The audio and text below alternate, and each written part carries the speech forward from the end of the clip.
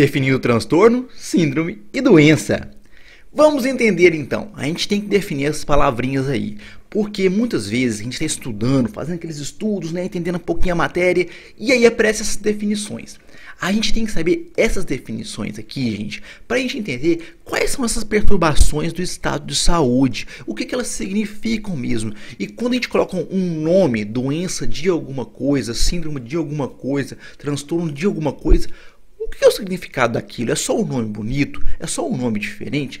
Não, a gente tem que saber, a gente precisa entender isso para quando a gente for estudar e começar a entender esses processos de alterações do estado de saúde, a gente saber por que foi dado aquele nome, por que foi dado aquele nome lá quando a gente está estudando.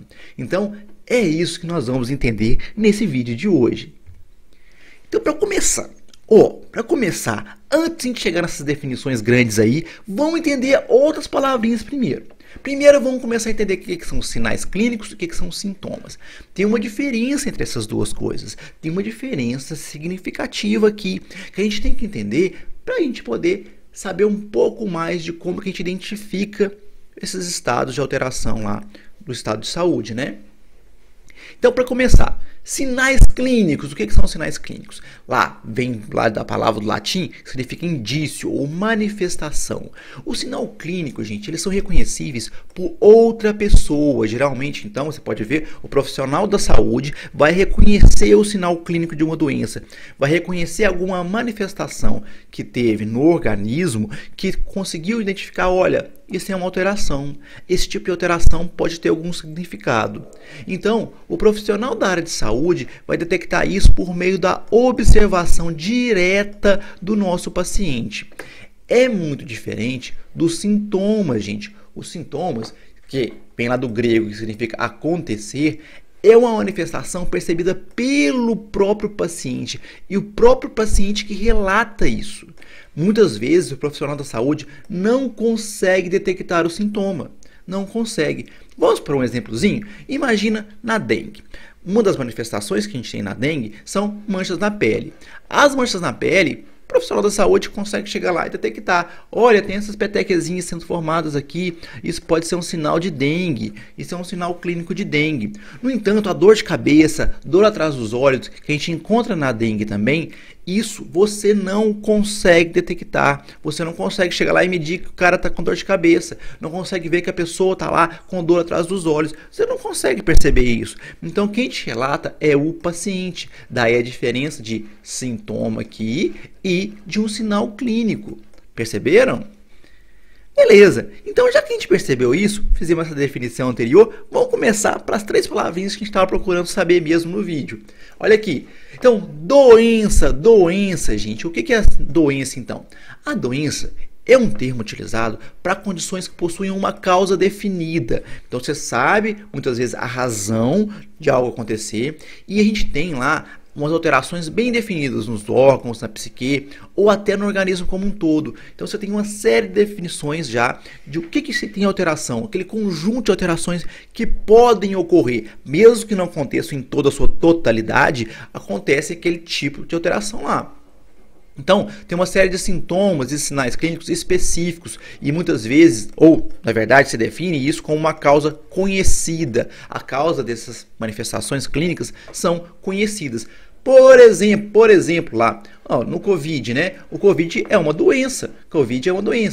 Ela é causada por um vírus, a gente sabe. E que a gente tem lá alguns sintomas, alguns sinais clínicos já totalmente definidos para Covid, como por exemplo a tosse. A síndrome. Então, a síndrome são um conjunto de sinais e sintomas que acontecem no mesmo paciente. Então, o mesmo organismo vai ter várias e várias alterações que podem ser detectadas, tanto por relato do próprio paciente, quanto por observação do próprio profissional da saúde. E as causas podem ser diversas. Inclusive, muitas vezes uma síndrome tem uma causa desconhecida. Gente. Por exemplo, a síndrome de Down. A síndrome de Down, a gente percebe que o indivíduo tem diversas alterações fisiológicas e também alterações claramente perceptíveis no desenvolvimento dele. Então a gente percebe que acontece isso. O profissional da saúde pode observar todo esse tipo de alteração. E essas alterações, gente, pode ter mais de uma causa. É muito comum a gente falar que a síndrome de Down acontece pela trissomia do 21, quando tem 3 cromossomos 21. Mas essa não é o único tipo de alteração. Não é o único tipo de alteração que pode acontecer na síndrome de Down. A síndrome de Down pode ter outros tipos de alteração, como translocações, por exemplo. Pode acontecer outros tipos de alteração no cromossomo que geram esse tipo de síndrome aqui. O transtorno então. O transtorno é uma palavrinha que a gente vai ver na psicologia e na psiquiatria.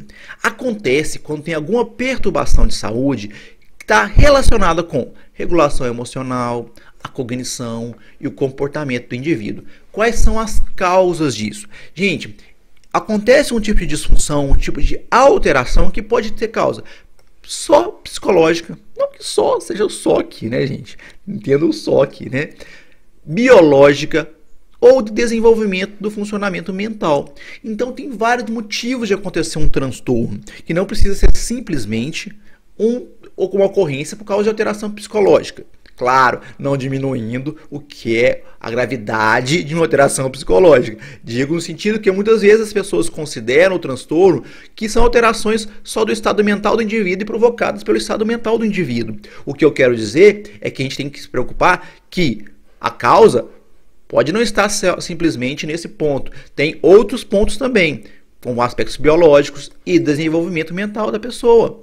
Então a gente tem que pensar e abordar os transtornos de uma maneira mais ampla ao se analisar o indivíduo, tá? Não observar uma das facetas apenas do que se refere ao estado mental da pessoa. A gente pode colocar aqui, por exemplo, depressão ou ansiedade. Quando a gente fala de depressão ou ansiedade, a gente pode notar que tem vários tipos de alterações, perturbações que podem gerar esses transtornos. Por exemplo, traumas na vida do indivíduo, momentos de muita infelicidade na vida do indivíduo. Então, vários momentos podem gerar isso. No entanto, existem outros tipos de alteração fisiológica que podem modificar também esse comportamento mental. Então, esse é outro ponto a ser observado. Então foi isso, gente. Essas foram as palavrinhas para a gente aprender hoje, que são interessantes no processo de estudo da saúde. Deixe seu like, inscreva-se no canal e ative o sininho.